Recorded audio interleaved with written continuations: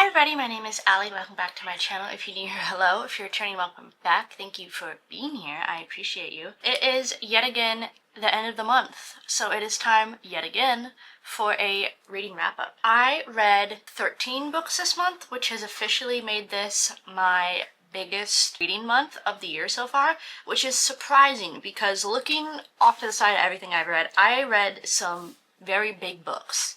So for this to be a big book month and also my biggest reading month is surprising. It was also a bit of a mixed reading month. I had 5-star and I also had my first DNF of the year. I have gone this long without DNFing a single book this year and I finally hit my first one. So we've had a mix of both things between 5 stars and DNFs. So we'll get right into it. So the first book that I read this month that I believe I was just starting at Reading Wrap-Up last year on my TBR, I read Babel by R.F. Kuang. I have been going through kind of the backlist of R.F. Kuang's shelf, her reading repertoire.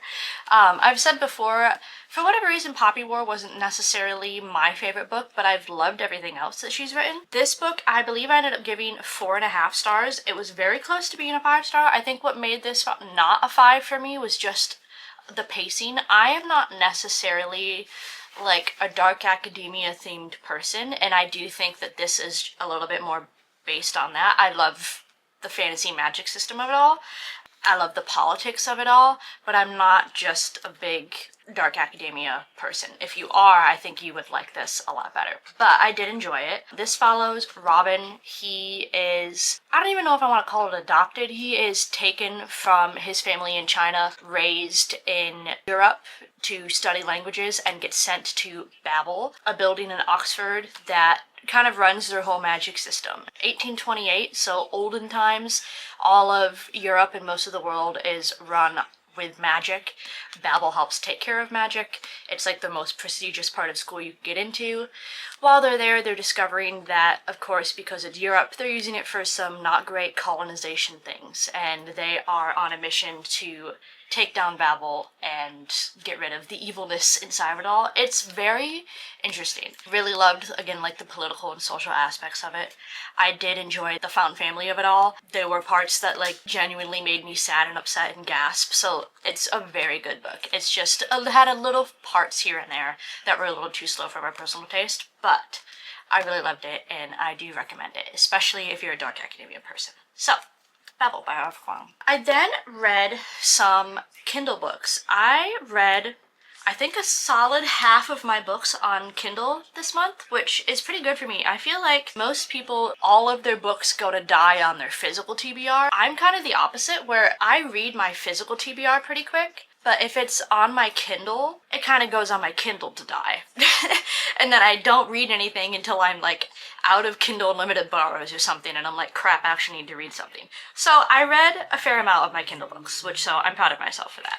The first one that I read was Compound by Alison Rawle, I believe is how you pronounce her last name. I was expecting a lot more from it than what it gave. I only ended up giving this about 2 stars. I think I gave it 3 when I first finished it, and then I thought about it for like a couple weeks and decided that I liked it less than I initially thought. This was marketed as like Love Island but dystopian, which is very interesting, and I do think that part is like correct. The basis of this story is a bunch of people are knocked out, unconscious, and placed on like a decrepit Love Island reality TV show, where instead of doing like challenges and stuff to get to know each other better, they're doing challenges to like get their food, or else they're all gonna like starve to death in the middle of a desert. So it is like Lord of the Flies meets Hunger Games, and I do think that that definition of it wasn't misleading. I just think there was a very big lack of character development. It's another thing of you're calling things dystopian but then not explaining anything about the world around. Like, when I was reading it, I was kind of assuming that people that got voted off like ended up dying, and I was expecting them to like realize that people died, but then it was just kind of like nothing of that was explained. I feel like there was a lot of things of like what was happening in the outside world that weren't explained at all, and I think it just kind of bothered me a little bit. A lot of the characters I think are supposed to be unlikable. I just feel like the ending was very rushed. It could have been something great, but it wasn't. I feel like there were some times where it was just really slow and unneeded. It's kind of thriller, I guess, but yeah, it's interesting. I was expecting more from it than what it gave. Then on Kindle, read a pretty popular book and author. I think I've only read one other book by this author, and it wasn't my favorite. I believe I read Anxious People by him, but I read Beartown by Frederick Backman. I think his newest book is like Friends or something, and that's been really popular, but I know Beartown itself was very popular, so I wanted to give it a chance. I only ended up 3-starring this book. And it wasn't necessarily, like, there was a lot of people that I think went into this and were like, I don't give a fuck about hockey. Like, why are we just talking about hockey all the time? I like hockey. It's genuinely one of my favorite sports. I had no issue with the hockeyness of it all. I feel like I just wasn't that invested in the story. The overarching story, trigger warning, this book is pretty much based around S.A., a coach's daughter that gets assaulted by a member of the hockey team, and it is a whole book about, like, misogyny and social constructs of how this family is shamed, and this girl is told that she's a liar, and this hockey team is protected by everybody in town, and if you go against them, we're gonna, like, run you out of town, and blah. So it's very good in the aspect of dealing with misogyny and social constructs and why people don't come forward with their stories. I think it does a really good job about that, but I felt like that was the only reason that I was interested in the book. There's a lot of POVs of different characters and, like, the things that they're struggling throughout the book, and I feel like maybe that makes me a bad person, just simply wasn't interested. I feel like there was so much just internal dialogue that I felt like skipping through, because I was like, at the end of the day, this adds nothing to the plot. Like, you talking about how you and your wife went on your first date and ate eggs, and now you eat eggs every day for breakfast. I don't really care. Wanted to figure out what was going to happen to this girl, and that's kind of it. So, like, I liked it for the social justice of it all, but I didn't really like it as a story. There's also, for some reason, like, at least 3 or 4 books for Beartown alone, and I'm like, why are there that many books for this? You're gonna, like, drag out an essay thing for 4 books? That seems weird to me. I don't know if I personally am going to finish this series. I haven't really thought about this book since I finished reading it. It was just kind of there. Didn't think it was anything groundbreaking that was, like, emotional, made me cry. But I didn't think it was bad. I don't know if Fred McBackman's writing is my style or not. As of right now, I don't necessarily have any interest in continuing the series. If you guys have read this whole series or other books of him, feel free to tell me your thoughts and feelings. Convince me to read them if you think I should. But yeah, I don't know. I don't know what I was expecting with this book or this series, but I wanted more, again, than what it gave me. I ended up reading 2 V.E. Schwab's this month. The first one that I read was Gallant. This was okay. I again ended up, like, 3-starring this. This is just a very YA E. Schwab book. It reads very, like, young middle school. It's very simple, quick. It's a quick read. There's very big pages, very small font. The margins are crazy. There's, like, 6 words on a page. So for, like, me reading it as an adult, I'm like, I could do with some more world building or stuff. It is really cool, though, with all of, like, the illustrations in the book. It was a good story. If I had read it in middle school, I probably would have been a lot more obsessed with it than what I was as an adult. This follows Olivia. She is, when you meet her in a, like, boarding school kind of orphanage thing, she gets a letter out of the blue one day from, like, an uncle she didn't know she had, asking her to come home to Gallant. And all she ever remembers of her mother before she, like, dies or whatever is her mother telling her to never go back to Gallant. So I don't really want to say more than that and, like, spoil it, but magic, fae, everything. It was just simple. If you want a YA book that's a little kind of, like, dark, mysterious, I think it would be good for you. It just wasn't anything crazy. I didn't hate it, didn't love it, but it was there. The next 2 are probably 2 of my favorite books that I have ever read in my entire life, and 2 of my favorite reads of the year so far. Think about these books constantly, and I love them. So, the first one that I read was The Sword of Kaigen by Emma Wong. I love this book. Where do I even start with this book? I believe I 4.5'd this. The only reason this was not a 5-star for me is, again, I wanted more from the ending of what it gave me. When this book was originally written, from like what I've seen from the author and people talking about this book, is things left unfinished because there was a possibility of this becoming like a series in other books. And basically the author kind of just said, I have no interest in finishing this book series.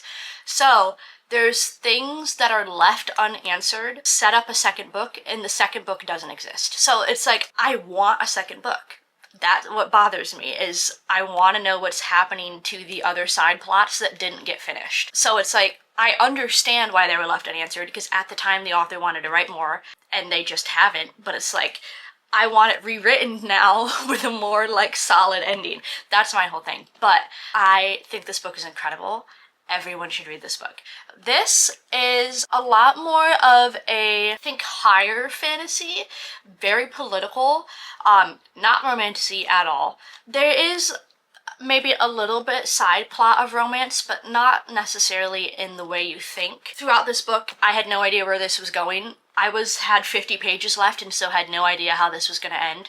There is kind of Game of Thrones style where you're following a main character thinking they're going to be the main character and then they aren't, and you're now following somebody that you thought was a side character and their story is just as great.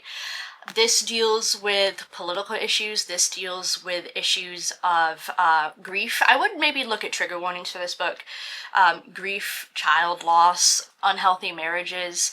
It has found family in it. This has kind of the like magic power system of like an Avatar Last Airbender, where there's people that wield like ice and water and fire. This is the Kaiganese Empire.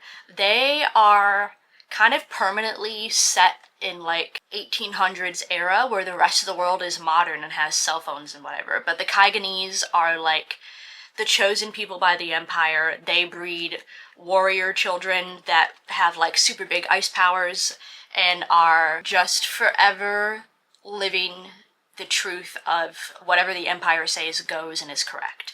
So when the book starts, you have a side character that moves to Kaigan, the Kaiganese Empire, and starts planting these seeds of doubt that maybe the Empire isn't what it says it is, because here's what I have experienced in the outside world. And it starts waking up people around town that the Empire actually doesn't care about them and doesn't have their best interest in heart. And that's kind of the part of the plot that doesn't really get answered at the end of this book. The side plot that does get finished is one of our main characters, Siki, I believe is how you pronounce her name. She has married in the Matsuda family. They are kind of like the head family of this village, the most powerful like warrior family. Siki and her husband have kind of a loveless marriage. They, while are not abusive to each other, they don't get along. They have a lot of resentment for things that have gone unsaid. And by the end of the book, they have really worked through those and genuinely are more in love with each other than they'd ever been in their entire lives. They lose family, they go through war together, and they deal with the struggles of their marriage and finally like open up about themselves and figure out all of these issues that didn't need to happen. And it's beautiful to see them love each other. Like, so it does, it's not romantasy, but at all. It's not cheesy romantasy, but there is that aspect of romance in it, and it was beautiful. Like, it made me want to cry. So I loved that, kind of ending that era, or that area of plot, but I want there to be a second book where there's maybe an uprising against the Empire or something, because when it ends, it's kind of, people are like, yeah, maybe the Empire is not great, but then they don't really do anything about it. And that's kind of where it would leave an opening for a second book that isn't there. But I don't want to get too far into it and spoil a bunch of stuff, but this book is beautiful. It made me laugh, it made me cry. It's gorgeous writing. If you're somebody that likes kind of an Avatar, like There Is No War in Ba Sing Se, I really think that you would enjoy this book. And I think you should just take a chance on it. It's stunningly beautiful. Because of this, I have on my TBR for this month Blood Over Brighthaven by Emma Long, because I fear that I love her writing. Please go read this. I adore it. Followed up by my 5-star read of this month that you should definitely go read, because this is also specifically coming out in a movie, I think in maybe like November or something. Don't quote me on it. But I read Project Hail Mary by Andy Weir. Stunning. Again, this book made me laugh. It made me cry. It is glorious. I 5-starred it. It is amazing. Please go read this before you watch the movie. And if you haven't watched the trailer yet, don't watch the trailer. Just read the book. As soon as I finished the book, watched the trailer. I think maybe people are overhyping the spoilerness of the trailer a little too much, but it does have spoilers of the book. It wasn't anything spoilerized where I'm like, well, now I know the whole plot. But, like, I think the trailer showed things that were, like, kind of implied by the back of the book, but just maybe a little bit more intense. I don't know. Regardless, I think you should read this before you've watched the trailer or anything. If you already have, read it anyways. This book is stunning. It has a very big comedic take to it, which is written so well. I was like, how are we making, like, the world's dying, everyone's dying into a comedy? He did it expertly. I also think it's really funny that Ryan Gosling is playing the character Ryland Grace. I just think it's funny that their names kind of match, but that has nothing to do with this. This is a dystopian sci-fi. This follows Ryland, who at the time is like a disgraced, like, scientific guy. He kind of like wrote some articles like critiquing other big people in the science community, and that kind of like shunned him out, and he's now just like a middle school science teacher. He pretty much gets called in by the government and is like, hey, you work for us now because we actually think what you said was true and you're not stupid, you're actually very smart, and you're the only one that can save the world. But basically there is, it's called astrophage is what they end up calling it. You know how like ponds get dirty algae? There's like a dirty algae that has developed in space that is eating away all of the stars, and it is now attached itself to the sun, and the sun is rapidly losing all of its light. So Earth is going to be completely like Ice Age desolate in about 15 years if we can't find a way to figure out how to fix the sun, get this algae off the sun. All of humanity will be dead. Like, there is no go to Mars. They're attacking Venus. This astrophage stuff has now moved to Venus, so we can't go farther back, get away from the sun, or we'll die quicker. We can't go further because other planets have already been infected. So it's what's going to happen first. Is Earth going to be infected, or are we going to, as an entire species, die out? So they make Project Hail Mary, this one last chance to try and save all of humanity. Ryland Grace is sent on this mission. He ends up being the only one surviving the launch, which, that is not a spoiler, it's on the back of the book. And the back of the book says, and with the clock ticking down and the nearest human being light years away, he has to do it all alone. Or does he? Dun dun dun. So I feel like that on the back of the book implies that he's going to meet people in space. People. And like, that's the part that the trailer leads into, which I'm like, I don't think it's that much spoilery because I feel like you're supposed to infer that from the back of the book. But I don't want to say too much of it and spoil it. He is not alone in space. And that is a whole other side plot. But this book is genuinely really funny, but it's also beautiful and sad and stunning. Please read this before you watch the movie. I thought I was going to read this and just be like, okay, it was meh. I love this book. I think about it all the time. Please, if you read anything from this entire video, read Project Hail Mary and Sword of Kaigen. They're both stunningly beautiful, and I'm obsessed with them. So, read it, live it, laugh it, love it, okay? I then read another V.E. Schwab, finally got to Bury Our Bones in the Midnight Soil. This has been on my monthly TBR for the past like 2 months. Finally got around to it. I ended up giving this like a solid 4 stars. I am just personally not a like paranoid werewolf vampire person, and this book, in simplest terms, this book is toxic lesbian vampires. Like, I was never a Twilight person. I just have never been big into stories. Like, I think when I did my ranking all the Ellie Hazelwood books, I said I'd never read Bride because I just don't think that I'd like it. I'm not a werewolf person. That's not my bag for stories. And so I think that's just what made it not really a 5-star for me, is I'm just not a vampire paranormal book person. But for it being a vampire paranormal book thing, I did really like it. I do think it's a beautiful story. This is another one that follows like 3 or 4 different people in different times, and then it's showing how they all combine. One character from like 18 something, there's a character from like 19 something, and then there's a character from like 2019. And you're following all 3 of these women as they discover that they are vampires, and then how are they all connected in modern day. I don't really know what else to say from that isn't spoilery. If you like a good sapphic vampire, LGBTQ book, I think you would really enjoy it. It's not necessarily like spicy or anything, it's just really good storytelling. I am slowly going through all of E.E. Schwab's books because I never really got on her like train of writing. I never read like Secret Life of Addie LaRue or anything. I think that will be on my TBR for this month. But if you like V.E. Schwab's writing, because it is really beautiful, and you like a good vampire book, I really think you would enjoy this a lot more than I did. But I did enjoy it for what it was, for me not thinking I would. I still 4-starred it, and it was great. So, check it out if it sounds interesting to you. I then finally switched off of my fantasy kick. I feel like I've read pretty much nothing but fantasy this whole month, and I read Save Me by Mona Caston. This is the book series for the Maxton Hall show that is on Prime. The Prime show and everything is all recorded in German. It's all like dubbed and translated to English, so if you want to watch the show, you can either do like English subtitles or you can listen to it dubbed with English voiceover. But the books were always in German. This is the first time that the books were ever published into English. So I think this is the first book, and I think the second and third come out in like September and November. The second season of the show doesn't come out till December. So you could have all 3 books read before the second season even comes out. Did I like the show better than the book? Yes. If I read this book in middle school, would I have been obsessed with it?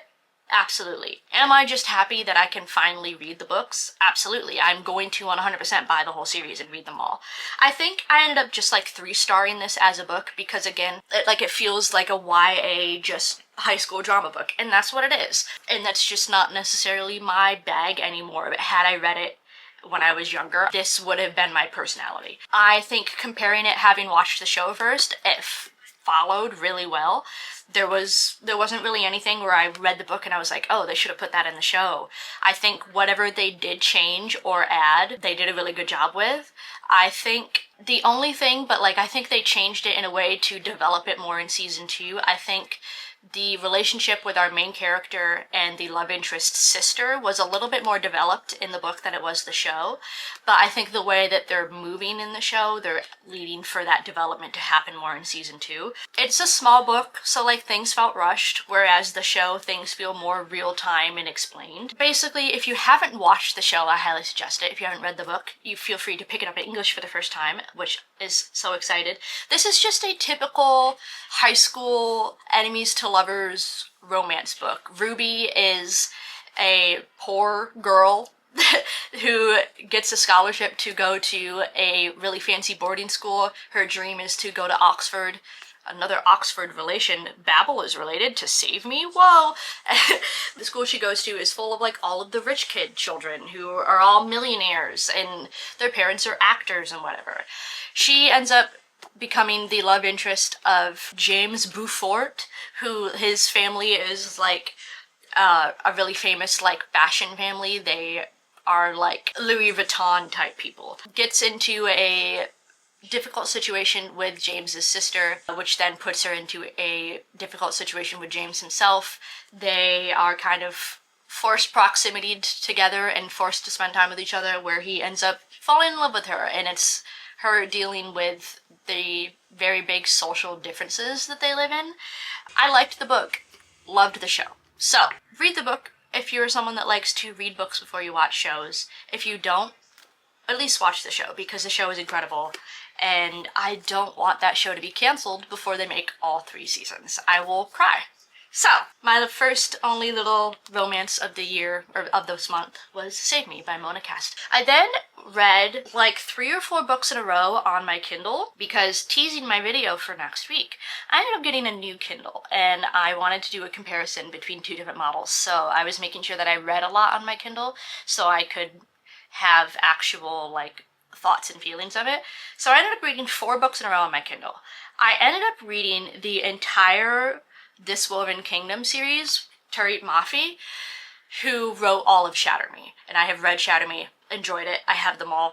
But I read all 3 books, so This Woven Kingdom, These Infinite Threads, and All This Twisted Glory. This is another thing where had I read it in high school, I would have liked it a lot better, because it is very YA. It's YA romantasy, It's kind of got all your really common tropes, kind of like Shatter Me, where Shatter Me was just kind of really simple and more about the romance than it was the plot.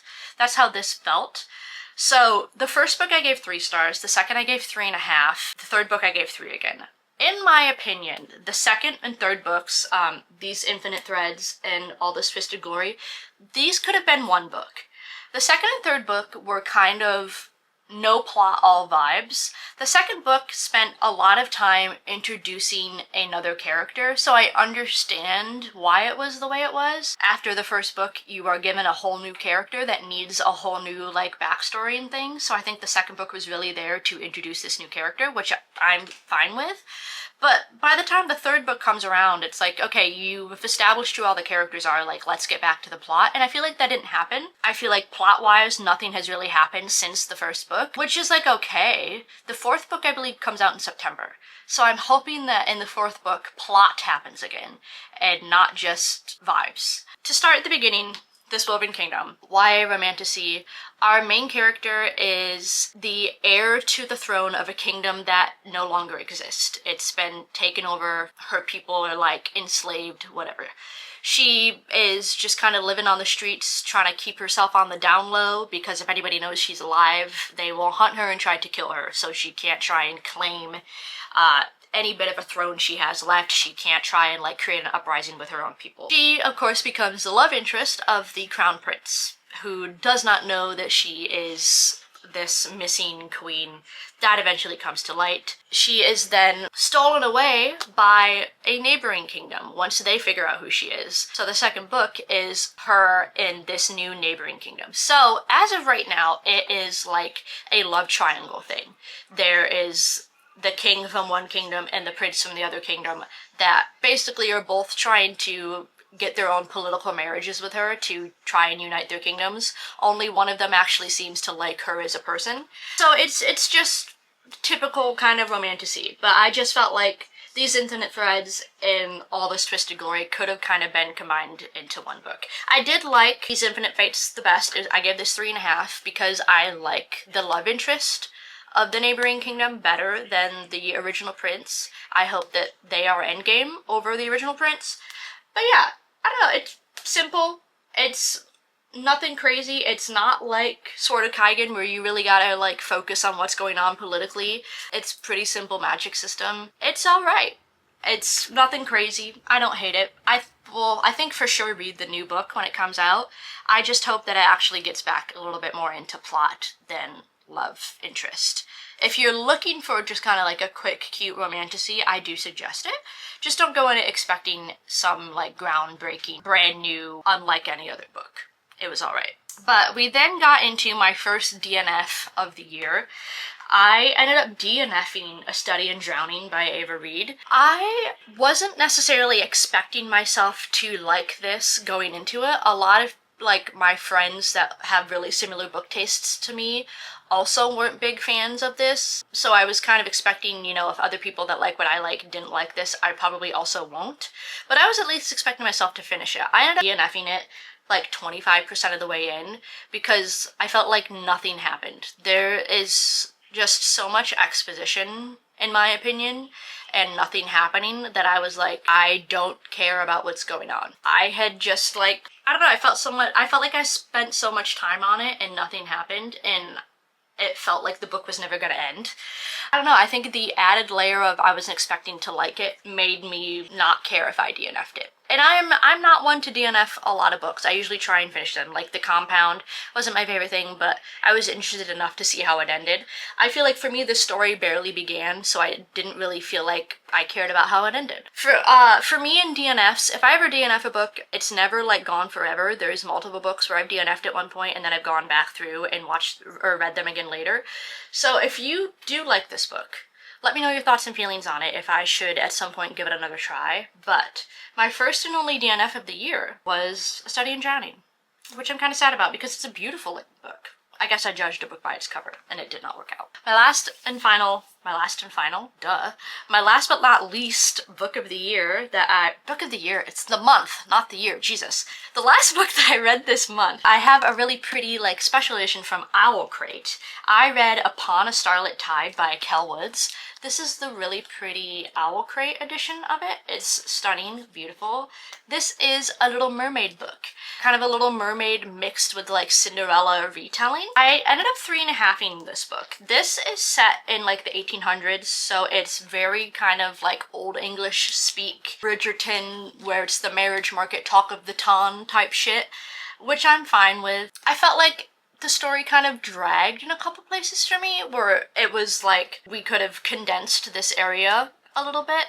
Our main character, she is adopted pretty much by her father, who just like kind of finds her while he's out sailing, so he brings her home and like raises her as his own.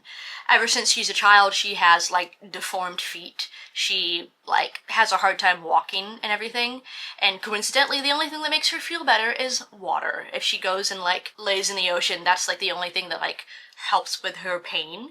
And then of course she eventually turns into a mermaid. Is now like, okay, how do I be a mermaid and not get killed? It has a little bit of a love triangle. It is like a romantasy enemies to lovers. There's a little bit of a love triangle between like her childhood best friend and like a neighboring prince guy. I am on a mermaid book kick. I have been trying to find all of the mermaid books that I can and read them all, so if you have any mermaid book recommendations, please leave them for me. And this is just a stunning version. It's beautiful. Owl Crate knocked it out of the park with this cover. We have one love interest on the front. We have the other love interest on the back. And really pretty reverse dust cover with art. And it's just beautiful, and I really liked it. The book itself is stunning. If you like a good kind of like pirate romantasy, there's a lot of sailing and things. It's got a lot of good stuff in it. I liked it. It wasn't my favorite, slowed in a couple spots, but I really enjoyed it, and I'm glad that I got it, and I have this beautiful book to put on my shelf. That is everything that I read this month. TBR for next month, I want to, again, like I've been saying for the past 3 months, read the second Red Rising book and the second Mistborn book. Those have been on my physical TBR since forever, and I have not read them yet, but they're still there. Want to read, I think, Secret Life of Addie LaRue, get a couple more V.E. Schwab books in there. Want to try and read Belladonna this month, and I'm finally thinking that I want to read Song of Achilles, which, if you guys want me to do a reading vlog of that, let me know. I might do that, because that is just a really popular book that everyone and their mother loves, and I have not read it yet because everyone and their mother loves it, and that's intimidating to me. So I'm thinking that I've finally built up the courage to read that book. So yeah, I think that's on the docket for this month. This is a little bit of a busy month for me. I have a couple vacations coming in, so I'm not expecting myself to read as many books this month, but I have some good ones lined up. So yeah, that is everything that we read this month. Thank you guys for being here. Whatever and however much you guys read this month, you should be proud of yourself. I love and appreciate you so much. Thank you for hanging out with me. Stay safe. Let me know if you read any of the same books as me and what your thoughts were. What did you read this month? What should I read going into the next month? Again, if you have mermaid recs, if you think I should give Studying Drowning another chance, let me know your thoughts and feelings. Please, for the love of God, go read Project Hail Mary and Sword of Kaigen. And yeah, I will see you guys next week or somewhere else on the internet. I love you. Bye.